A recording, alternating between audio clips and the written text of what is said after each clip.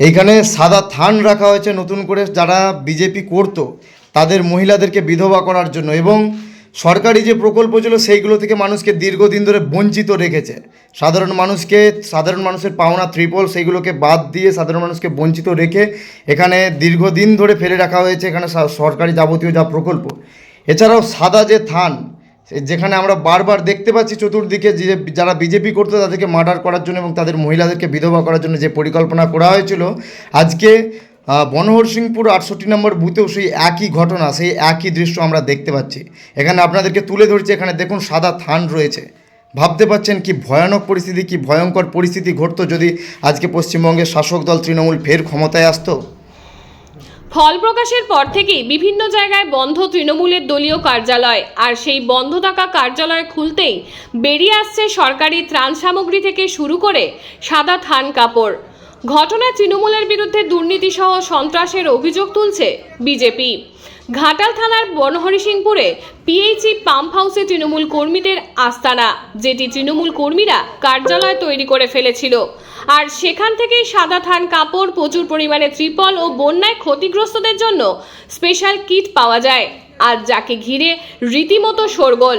এ বিষয়ে বিজেপির মণ্ডল সভাপতি অলোকেশ মাইতি সহ স্থানীয়রা আজ তালা খুলে ঘরের মধ্যে প্রবেশ করে ত্রাণ সামগ্রীগুলি উদ্ধার করে তৃণমূলের দুর্নীতির অভিযোগ তুলেছে।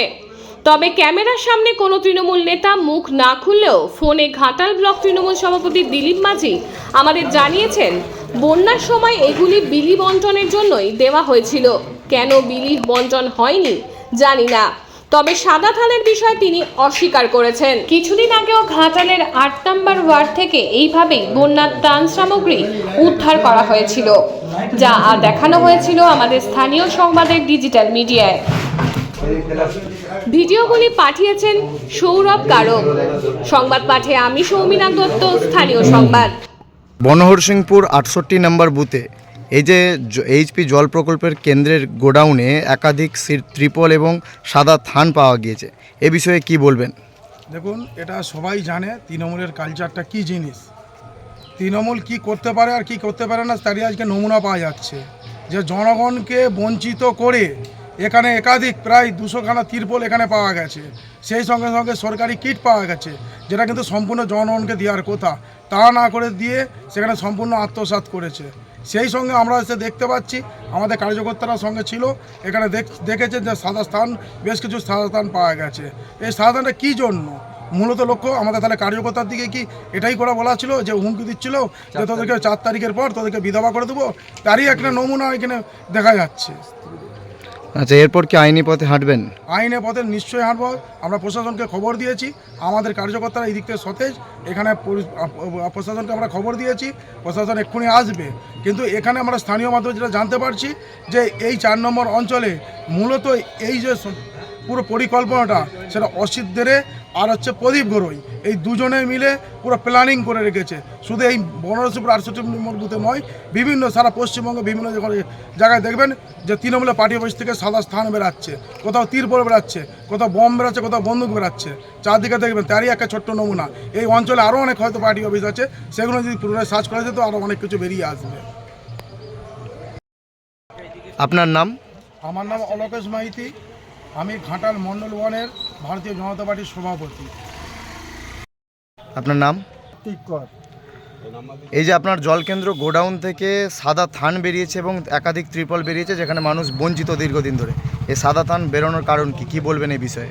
এই কারণ হচ্ছে এখানে নেতৃত্ব অসিত দেড়ে, শান্তনু বেরা, জয়ন্ত মাঝি, অজয় মাঝি, প্রশান্ত মাঝি, এরা আমরা হচ্ছে মানে ঝান্ডা ঘাড়ে করার লোক যাকে বলে, খেটে খাওয়া মানুষ, আমার দিকে দিয়ে ঝান্ডা বোয়াতো, যা করেছে এরাই করেছে। আপনার নাম? আমার নাম সত্যজিৎ মাইতি, বনহরসিংপুর গ্রাম, দৌলতচক অঞ্চল, ঘাটাল 3 নম্বর অঞ্চল। এটা আপনি বিজেপি সমর্থক? বিজেপি সমর্থক এবং কর্মী একজন।